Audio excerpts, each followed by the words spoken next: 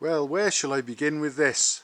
It doesn't look like much has happened since yesterday when I sort of rounded the day off.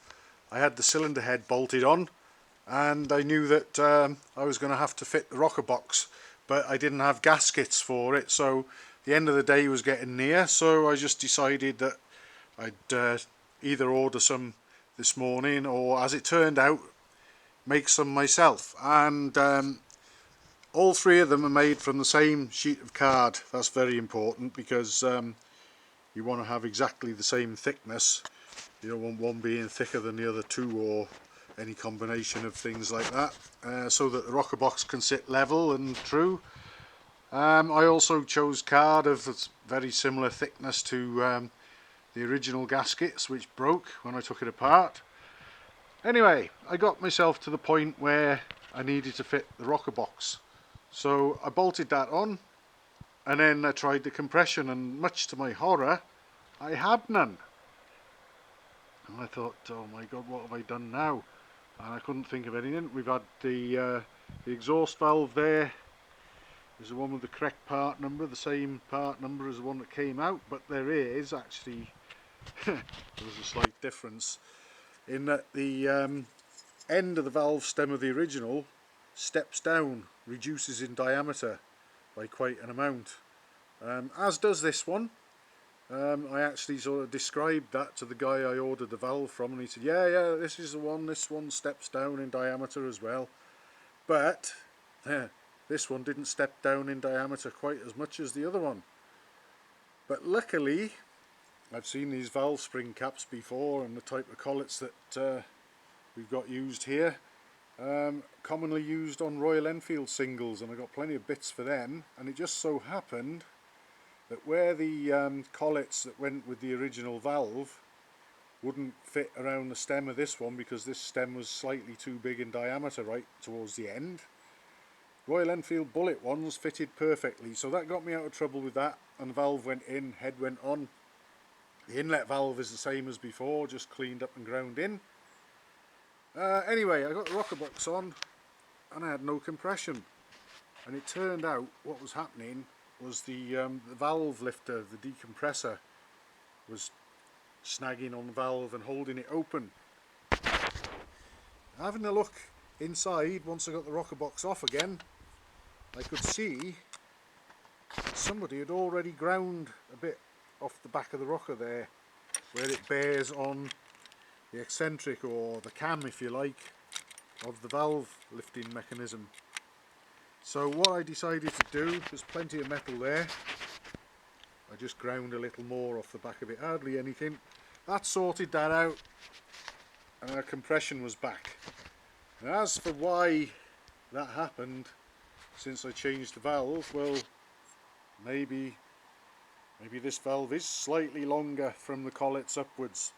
It's a bit too late to check and measure now, but it's got the right part number, so I didn't see any reason to suspect anything when I fitted it. Anyway, I'm over that one now, and the valve lifter is working and also clearing the valve and letting us have full compression.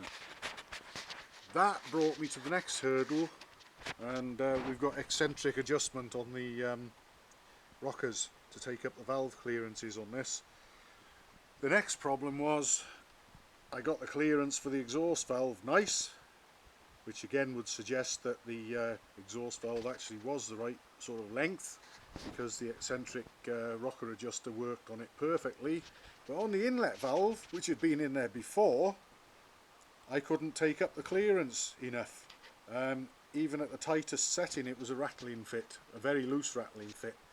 So I had to do a bit of thinking again, and what I ended up doing actually was I got the push rod out, and I've got, again as it happens, Royal Enfield bullet push rods are the same diameter as what we had in there, and I needed a push rod just a little bit longer.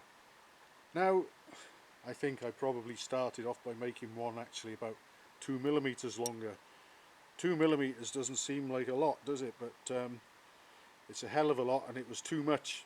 When I had my first attempt, I removed the ends off this original push rod and fitted them to this one that I made slightly longer. But unfortunately, it was slightly too long, and I couldn't get the rocker box to go home all the way, even with the eccentric adjuster on its slackest setting, as it was holding the inlet valve open, and once again I had no compression.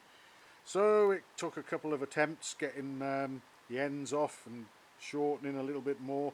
In fact, I even, to start with, actually heated the ends up and tapped them with a soft mallet, and did actually manage to move them, because you'd be surprised. You think you've got an end on a push rod pressed fully home, and in actual fact it's probably got more distance that it will travel. And I've had this with engines where I've made push rods for bullet engines in the main, and you get them all put together, and on the bullets you've got threaded adjusters. You run the engine for 10 minutes and the next thing it's clattering because the ends of the push rod have settled down and you need to adjust it up again. But we got no adjusters on these.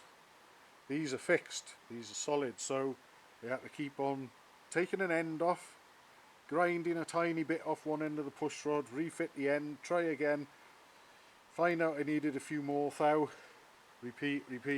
I finally got what I wanted now. I've got a push rod that's the right length, and I know I've had a trial run already, and oh, I've got it upside down actually now, silly boy.